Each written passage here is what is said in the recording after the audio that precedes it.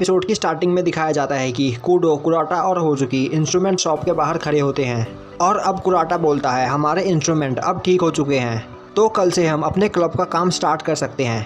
तभी होजुकी बोलती है भले ही हमारे इंस्ट्रूमेंट अब ठीक हो चुके हो पर अगर हमारे क्लब को 2 महीनों के अंदर 2 मेंबर्स ने ऐड नहीं किया तो हमें इस क्लब को डिसबैंड करना होगा और हमारे क्लब में कूडो के रहते मुझे नहीं लगता कि हमारे क्लब को कोई ज्वाइन करेगा। कूडो बोलता है अभी तुमने क्या कहा? होजुकी बोलती है मुझे पता है कि तुम यहाँ पर डिलिक्वेंट के रूप में काफ़ी ज़्यादा फेमस हो कूडो, और अगर कोई कोटो क्लब ज्वाइन भी करना चाहे तो वह तुम्हें देखकर वहाँ से डरकर भाग जाएगा। यह सुनकर कूडो गुस्सा होते हुए बोलता है अगर यह बात है तो तुम अपनी दोस्तों को कोटो क्लब ज्वाइन करने के लिए क्यों नहीं बोलती? ओह यह तो पॉसिबल ही नहीं है क्योंकि तुम्हारे पास कोई भी दोस्त नहीं है। होजुकी बोलती है हाँ तुमने सही कहा, मेरा कोई दोस्त नहीं है क्योंकि मैं आज तक अपने से अडल्ट लोगों के बीच रही हूँ और मुझे कभी फ्रेंड्स बनाने का मौका नहीं मिला और मुझे आज तक मुझ जितना टैलेंटेड कोई नहीं मिला जिससे मैं दोस्ती कर सकूँ। और अगर हमें इस कोटो क्लब को डिसबैंड करना पड़ा तो यह तुम्हारी गलती होगी। और अब हमें दिखाया जाता है कि अगली सुबह कूडो तेत्सुकी के साथ स्कूल जा रहा होता है और वह बोल रहा होता है कि अगर कोई कोटो क्लब ज्वाइन करना चाहता है और वह मेरे डर से वहाँ पर नहीं आ रहा तो हमें उसकी कोई ज़रूरत नहीं। और तभी एक बंदा दौड़ता हुआ आता है और वह कूडो के ऊपर जंप करता है। उसके पीछे 2 और बंदे खड़े होते हैं। तेत्सुकी उन्हें देखकर बोलता है साने, मित्सु तुम यहाँ पर क्या कर रहे हो? और तभी साने बोलता है हमें मिले काफ़ी दिन हो चुके हैं कूडो और हमने सुना कि तुमने कोटो क्लब ज्वाइन कर लिया, तुम अपने ग्रैंडफादर के नक्शो कदम पे चल रहे हो। और यह देखकर हमें काफ़ी ज़्यादा खुशी हुई। और अब वह तीनों बंदे वहाँ पर रोने लगते हैं पर तभी वहाँ पर होजुकी आती है। होजुकी को देखते ही वह तीनों होजुकी की तारीफ करने लगते हैं और अब होजुकी अपना नाइस गर्ल वाला एक्ट करते हुए बोलती है तो कैसे हो कूडो? और अब होजुकी पूछती है तो कूडो क्या यह लड़के तुम्हारे दोस्त है? होजुकी को इस रूप में देखकर कूडो और तेत्सुकी काफ़ी ज़्यादा परेशान हो जाते हैं। वहीं वह तीनों बंदे होजुकी के पास जाकर उससे बातें करने लगते हैं। अब होजुकी बोलती है मेरा नाम होजुकी है और मैं कोटो क्लब में हूँ। वह लड़के होजुकी के पास जाते हैं पर तभी कूडो बोलता है तुम उस लड़की से सावधान रहो, वह तुम्हें फंसा रही है। पर तभी वह तीनों बंदे कूडो को पंच करते हैं और बोलते हैं तुम्हें एक गर्ल के बारे में ऐसी बातें नहीं करनी चाहिए। वहीं कूडो काफ़ी ज़्यादा गुस्से में होता है और अब मित्रू बोलता है मैं कूडो से काफ़ी ज़्यादा जेलस फील कर रहा हूँ क्योंकि वह तुम्हारी जैसी क्यूट लड़की के साथ कोटो क्लब में है। काश मैं भी कोटो क्लब ज्वाइन कर पाता। और तभी होजुकी बोलती है हाँ तुम कर सकते हो, हमारे पास मेंबर्स की थोड़ी कमी है और अगर और मेंबर हमारे क्लब में ऐड नहीं हुए तो हमें हमारे क्लब को डिसबैंड करना होगा। और मैं भी यह चाहूँगी कि तुम जैसे स्मार्ट बॉयज़ हमारे कोटो क्लब को ज्वाइन करें। और यह सुनकर उन तीनों के होश उड़ जाते हैं और वह बोलते हैं हम कोटो क्लब ज्वाइन करेंगे। वहीं कूडो उन्हें रोकने की कोशिश कर रहा होता है पर वह कूडो की बात नहीं सुनते। अब कूडो चिल्लाते हुए होजुकी से बोलता है यह तुमने क्या किया? अब वह बेवकूफ़ हमारे कोटो क्लब को ज्वाइन करने के बारे में सोच रहे हैं। अब होजुकी बोलती है तुम टेंशन मत लो, मुझे उन लोगों की कोटो प्ले करने के लिए कोई ज़रूरत नहीं है, मैं बस उनके नाम अपने कोटो क्लब में ऐड करना चाहती हूँ जिससे हमें हमारे क्लब को डिसबैंड ना करना पड़े। यह सुनकर कूडो सोच रहा होता है होजुकी सच में ईवल है। और अब कूडो बोलता है तुम्हारे इन्हीं कामों की वजह से आज तक तुम्हारा कोई दोस्त नहीं बन पाया। होजुकी बोलती है मुझे किसी भी दोस्त की जरूरत नहीं क्योंकि मैं अपने सारे काम अकेले कर सकती हूँ। और अब हमें दिखाया जाता है कि वह तीनों बंदे कोटो क्लब रूम में होते हैं और अब वह एप्लीकेशन फॉर्म कुराटा को देते हुए अपना नाम बोलते हैं। साने यासु अडाची, मिस टाका साकाए और कोटा मिजुहारा। यह सब देखकर कुराटा को वहाँ पर कुछ भी समझ में नहीं आ रहा होता। और अब कुराटा कूडो से पूछता है क्या तुम्हें पता है कि यहाँ पर क्या चल रहा है? कूडो बोलता है तुम परेशान मत हो, यह लोग यहाँ पर थोड़ी ही देर में बोर हो जाएंगे और अपने आप यहाँ से चले जाएंगे। और अब हमें दिखाया जाता है कि स्कूल का वाइस प्रिंसिपल उन तीनों बंदों का एप्लीकेशन फॉर्म देखता है और बोलता है कोटो क्लब में डिलिक्वेंट्स ऐड होते जा रहे हैं। और अब हमें दिखाया जाता है कि कोटो क्लब के वह सभी मेंबर्स इंस्ट्रूमेंट शॉप पे होते हैं। और अब हमें दिखाया जाता है कि वह सभी वहाँ पर कोटो के लिए प्लेक्ट्रम्स और बैंड्स खरीदने आए होते हैं। और अब कुराटा बोलता है होजुकी क्या तुम कूडो के लिए कुछ प्लेक्ट्रम्स चुनोगी? होजुकी बोलती है तुम खुद क्यों नहीं चुनते? कुराटा बोलता है क्योंकि मुझे उन तीनों की मदद करनी है। और अब होजुकी कूडो का हाथ देखती है और उसके लिए प्लेक्ट्रम्स चुनने लगती है। अब कूडो बोलता है मुझे कोटो स्कूल के बारे में ज़्यादा कुछ तो नहीं पता, पर क्या तुम्हारे पेरेंट्स भी कोटो प्ले करते हैं? होजुकी बोलती है तुम्हारा इससे क्या लेना देना? कूडो बोलता है नहीं, मैं बस यह जानना चाहता था कि क्या तुमने कोटो अपने पेरेंट्स से सीखा है? होजुकी बोलती है इससे तुम्हारा कुछ लेना देना नहीं है। और अब कूडो देखता है कि होजुकी की उंगलियां काफ़ी ज़्यादा हार्ड होती है और अब वह सभी अपने लिए प्लेक्ट्रम्स चुन लेते हैं। अब साने कुराटा से पूछता है तो क्या हमें बस इन 3 प्लेक्ट्रम्स की ज़रूरत है? कुराटा बोलता है हाँ, बाकी का काम तुम अपनी उन उंगलियों से कर सकते हो। और अब वह ओल्ड लेडी वहाँ पर एक सेट प्लेक्ट्रम का 5000 येन मांगती है। यह सुनकर वहाँ पर सभी काफ़ी ज़्यादा गुस्सा हो जाते हैं। वही साने बोल रहा होता है इस बेकार की चीज़ के लिए हमें इतना ज़्यादा पैसा देना होगा। और अब कूडो उस लेडी को कुछ पैसे देते हुए बोलता है, मैं तुम्हें बाकी के पैसे कल लाकर दे दूंगा। वह ओल्ड लेडी बोलती है, तो तुम बाकी का पैसा कहाँ से लाओगे? कूडो बोलता है, मैं कुछ ना कुछ जरूर कर लूँगा। अब वह ओल्ड लेडी बोलती है, कुछ कर लोगे? मैं तुम्हें यह प्लेटरम्स फ्री में नहीं देने वाली। और अब कूडो उन प्लेटरम्स को ओल्ड लेडी को देते हुए बोलता है, तो ठीक है, जब मेरे पास इनफ पैसे हो जाएंगे तो मैं इन्हें आकर खरीद कर ले जाऊंगा। और अब वह ओल्ड लेडी बोलती है, तुम इसे रख सकते हो क्योंकि तुमने हमारी उन इंस्ट्रूमेंट को ठीक करने में मदद करी थी और मैं तुम्हारे उस हेल्प को इसका पेमेंट मान लेती हूँ। और अब वह तीनों उस ओल्ड लेडी की ओर देख रहे होते हैं, जिस पर ओल्ड लेडी बोलती है, मैं तुम्हें यह फ्री में नहीं देने वाली। और अब कूडो को उन प्लेटरम्स को देखकर उसके ग्रैंडफादर की याद आती है और अब कूडो बोलता है, मैं इनका इस्तेमाल अच्छे से करूँगा। ओल्ड लेडी बोलती है, मुझे पता है और इसीलिए मैं तुम्हें यह दे रही हूँ। और अब हमें दिखाया जाता है कि स्कूल में एक जगह पर खड़े होकर टेत्सुकी और कूडो बातें कर रहे होते हैं। और अब टेत्सुकी पूछता है, तो वह तीनों क्लब में कैसे काम कर रहे हैं? कूडो बोलता है, वह वहाँ पर कोई काम नहीं कर रहे बल्कि वह हमारा काम बढ़ा रहे हैं। टेत्सुकी बोलता है, मुझे लगा ही था। और अब कूडो बोलता है, मुझे नहीं लगता कि वह कोटो क्लब में ज़्यादा दिन तक टिकेंगे और मुझे यह भी नहीं लगता कि वह आज क्लब में आएंगे। और अब कूडो क्लब में जाता है पर तभी वह देखता है कि वह तीनों वहाँ पर पहले से ही मौजूद होते हैं। अब कूडो चिल्लाता हुआ बोलता है, अगर तुम यहाँ पर कोटो प्ले करना नहीं चाहते तो तुम यहाँ पर कर क्या रहे हो? और अब साने बोलता है, हम यह इंस्ट्रूमेंट बजाना नहीं चाहते, हमें पता है कि तुम हमारे बिना भी कोई भी कंपटीशन जीत सकते हो और हमारे यहाँ होते हुए कोई तुम्हारे क्लब को डिसबैंड भी नहीं कर सकता। वहीं कूडो सोच रहा होता है, मुझे यकीन नहीं हो रहा कि यह बेवकूफ़ होजुकी के चाल में फंस गए। और अब वह तीनों वहाँ पर कार्ड्स खेल रहे होते हैं और कार्ड्स खेलते खेलते वह आपस में फाइट करने लगते हैं। और तभी क्लब रूम का दरवाज़ा खुलता है और क्लब रूम के अंदर वाइस प्रिंसिपल आता है और बोलता है, मुझे लगा ही था कि यहाँ कुछ ऐसा ही चल रहा होगा। और वाइस प्रिंसिपल को देखकर वहाँ पर कुराटा और कूडो काफ़ी ज़्यादा परेशान हो जाते हैं। अब वाइस प्रिंसिपल बोलता है, अब यह क्लब कोई क्लब नहीं रहा, तो मुझे प्रिंसिपल को इन्फॉर्म करना होगा कि इस क्लब को जल्द से जल्द डिसबैंड कर दिया जाए। अब कूडो बोलता है, यहाँ पर कोई भी ऐसे ही क्लब नहीं ज्वाइन कर रहा है। वाइस प्रिंसिपल बोलता है, तो अच्छा यह बात है, तो तुम लोग मुझे कुछ बजाकर क्यों नहीं सुनाते? कुराटा बोलता है, पर हमने अभी तक कोई भी प्रैक्टिस नहीं करी है तो हम आपको नहीं सुना सकते। अब वाइस प्रिंसिपल बोलता है, मैं तुम्हें 1 हफ्ते का टाइम देता हूँ, इतने टाइम में तुम मुझे कुछ अच्छा बजाकर सुनाओ और अगर तुम मुझे नहीं सुना पाए तो मैं इस क्लब को डिसबैंड कर दूंगा। और अब यह सुनकर वहाँ पर सभी लोग काफ़ी ज़्यादा परेशान हो जाते हैं। कूडो चिल्लाते हुए बोलता है, तो ठीक है, हमें बस 1 हफ्ता ही चाहिए। पर तभी होजुकी बीच में बोलती है, आप हमें 1 महीने का टाइम दे सकते हो क्योंकि हम बस 1 हफ्ते में एक नॉर्मल सा ही म्यूजिक तैयार कर पाएंगे जो आपको कुछ ज़्यादा पसंद नहीं आएगा। अगर आप हमें 1 महीने का टाइम देते हो तो हम आपको कुछ अच्छा म्यूजिक सुना सकते हैं और वह परफॉर्मेंस हम पूरे स्कूल के सामने करेंगे। कुराटा होजुकी को रोकने की कोशिश करता है पर तभी वाइस प्रिंसिपल हंसता हुआ बोलता है, तुम्हें पता है तुम क्या बोल रही हो? होजुकी बोलती है, यस सर। वाइस प्रिंसिपल हंसता हुआ बोलता है, इसमें मज़ा आएगा, मैं तुम लोगों को 1 महीने का टाइम देता हूँ। और अब वाइस प्रिंसिपल वहाँ से चला जाता है पर तभी कुराटा होजुकी से बोलता है, तुमने यह क्यों किया? तुम्हें पता है ना कि हम में से कोई भी पूरे स्कूल के सामने अच्छे से परफॉर्म नहीं कर सकता। होजुकी बोलती है, अगर हम केवल वाइस प्रिंसिपल के सामने परफॉर्म करते तो वो हमसे पक्का कहते कि हमारा परफॉर्मेंस उन्हें पसंद नहीं आया और वह हमें डिसबैंड कर देते। पर अगर हमने पूरे स्कूल के सामने परफॉर्म किया तो हमें कोई भी डिसबैंड नहीं कर सकता। अब कुराटा बोलता है, तुमने यह बोल तो दिया, पर क्या तुम हमारे 3 नए मेंबर्स को यह सब कुछ सिखा पाओगी? और अब कूडो उन तीनों पर गुस्से से चिल्लाता है जिससे डरकर वह तीनों वहाँ से भाग जाते हैं। होजुकी बोलती है, तुम्हें पता होना चाहिए कि उन तीनों के बिना हमारे क्लब में 5 मेंबर्स नहीं होंगे और हम फिर डिसबैंड कर दिए जाएंगे। यह सुनकर कूडो काफ़ी ज़्यादा गुस्सा हो जाता है। और अब हमें दिखाया जाता है कि वह तीनों स्कूल से जा रहे होते हैं और सोच रहे होते हैं कि कूडो सही बोल रहा है, हम कभी कोटो प्ले नहीं कर सकते। और अब वह तीनों वहाँ पर वाइस प्रिंसिपल को एक टीचर से बात करते हुए सुनते हैं।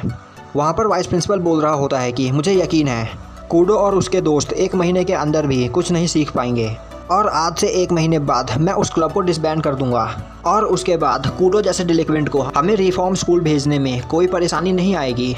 यह सुनकर साने गुस्से से वाइस प्रिंसिपल की ओर जाने लगता है पर तभी बाकी सब उसे रोक देते हैं। और अब साने को याद आता है कि एक दिन वह लोग टेत्सुकी से पूछ रहे होते हैं कि तुम हमेशा क्लास 3 के कूडो के साथ क्यों रहते हो? तुम्हें पता है ना वह कितना बड़ा डिलिक्वेंट है और वह जहाँ भी जाता है कुछ न कुछ टेरेबल करता ही है, तो अगर तुम उसके साथ ज़्यादा रहोगे तो तुम भी मुसीबत में आ सकते हो। टेत्सुकी बोलता है, मैं कूडो को काफ़ी लंबे समय से जानता हूँ, तो तुम्हें परेशान होने की कोई ज़रूरत नहीं है। और अब हमें दिखाया जाता है कि वह तीनों इसी बारे में बात करते हुए जा रहे होते हैं और तभी वह एक लड़के से टकरा जाते हैं और अब वह लड़का अपने साथियों को बुलाकर उन तीनों को गंदी तरह मारता है। और अब उन तीनों को मारने के बाद वह बंदा बोलता है, तुमने मुझसे फाइट लेकर काफ़ी बड़ी गलती कर दी। और अब वह चाकू निकालकर उन पर अटैक करने जा ही रहा होता है कि तभी वहाँ पर कूडो आकर उस चाकू को पकड़ लेता है और अब कूडो उन सभी से फाइट करके उन लोगों की जान बचाता है। और अब साने कूडो से पूछता है, कूडो तुमने हमारी मदद क्यों की, हम तुम्हारे दोस्त नहीं।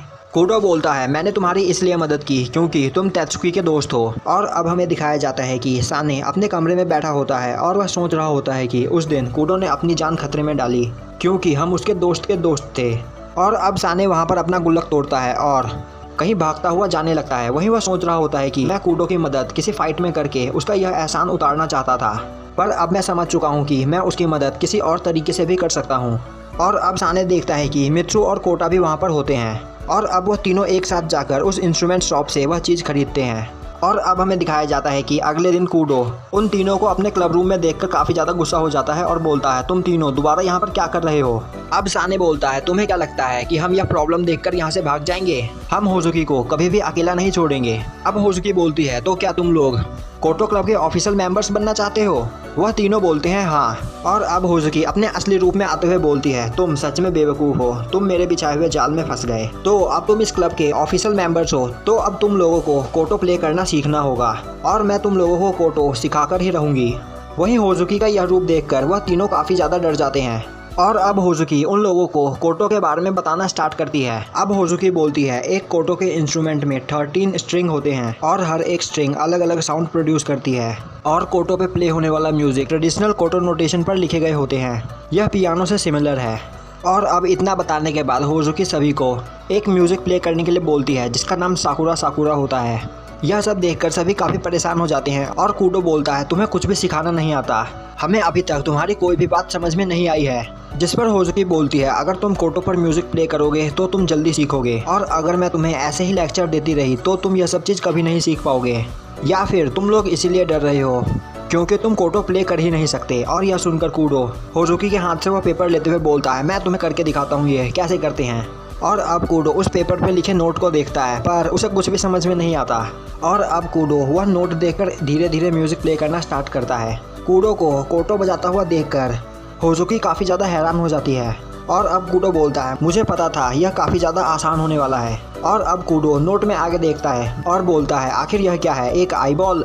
और अब 20 मिनट बाद उन सबकी हालत ख़राब हो चुकी होती है और यह देखकर होजुकी बोलती है, कुराटा मैं समझ गई, आज से 1 महीने बाद हमारा क्लब पक्का डिसबैंड हो जाएगा। कुराटा रोता हुआ बोलता है, इन्होंने इतना भी बेकार परफॉर्म नहीं किया। होजुकी बोलती है, इससे अच्छा छोटे बच्चे प्ले कर सकते हैं। तभी कूडो बोलता है, मैंने अभी तक हार नहीं मानी। और अब होजुकी बोलती है, मेरे पास एक आइडिया है, क्यों ना हम कोटो के बेसिक्स के बारे में भूल जाए और सीधा उसकी प्रैक्टिस करें जिसका परफॉर्मेंस हम आज से 1 महीने बाद करने वाले हैं। कुराटा बोलता है, हाँ पर अभी तक हमने यह डिसाइड नहीं किया कि हम परफॉर्म क्या करने वाले हैं।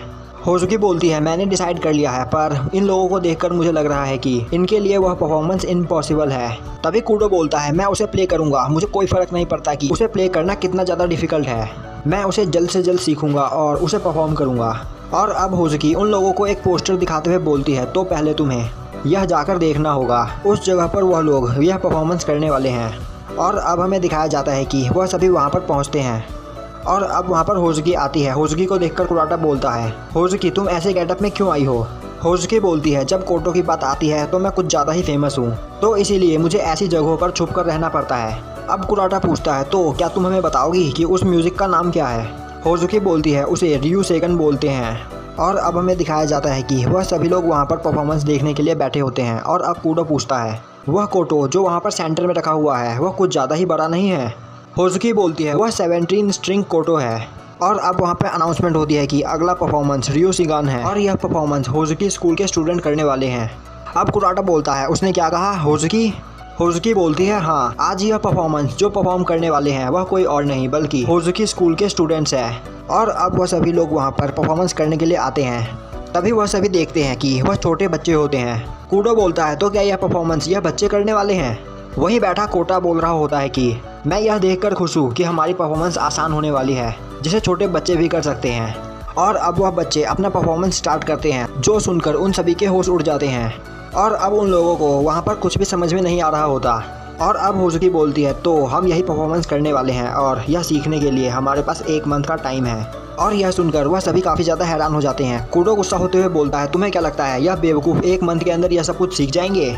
कुराटा बोलता है, मेरे ख्याल से हमें कोई और म्यूज़िक चुनना चाहिए। अब होजुकी बोलती है, मेरे ख्याल से हम यह परफॉर्म कर लेंगे और 17 स्ट्रिंग कोटो प्ले करना काफ़ी ज़्यादा आसान होता है, तो अगर हम 1 मंथ तक अपनी पूरी मेहनत करें तो वाइस प्रिंसिपल और अपना पूरा स्कूल यह समझ जाएगा कि हम क्या कर सकते हैं शायद। और यह सुनकर वहाँ सभी परेशान हो जाते हैं। और अब होजुकी बोलती है, तो अगर तुम लोगों को यह इम्पॉसिबल लग रहा है तो हम कोई और सा म्यूजिक भी चुन सकते हैं, उन छोटे बच्चों से भी नीचे के लेवल का।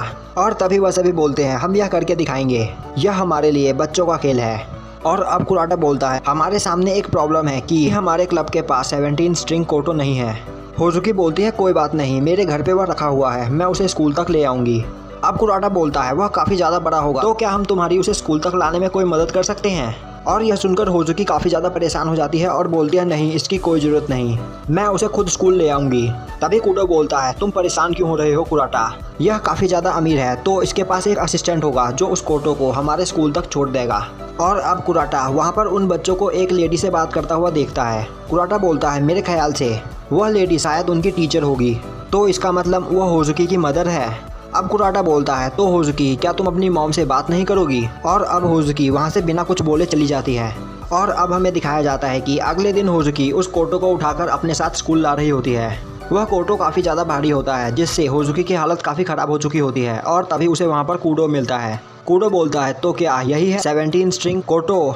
यह देखने में मुझे काफ़ी ज़्यादा भारी लग रहा है, तो क्या तुम्हें कुछ मदद चाहिए? होजुकी बोलती है, नहीं, मुझे मदद नहीं चाहिए, और तुम्हारी तो बिल्कुल भी नहीं, क्योंकि तुम जैसे लोग बस इन इंस्ट्रूमेंट को डैमेज पहुंचाना जानते हो। और यह सुनकर अब कुडो वहां से चुपचाप चला जाता है। और अब हमें दिखाया जाता है कि होजुकी कोटो क्लब में उन सभी को रियोसेगन के बारे में बता रही होती है, जिसके बारे में सुनकर वहाँ पर सभी काफ़ी ज़्यादा परेशान हो रहे होते हैं।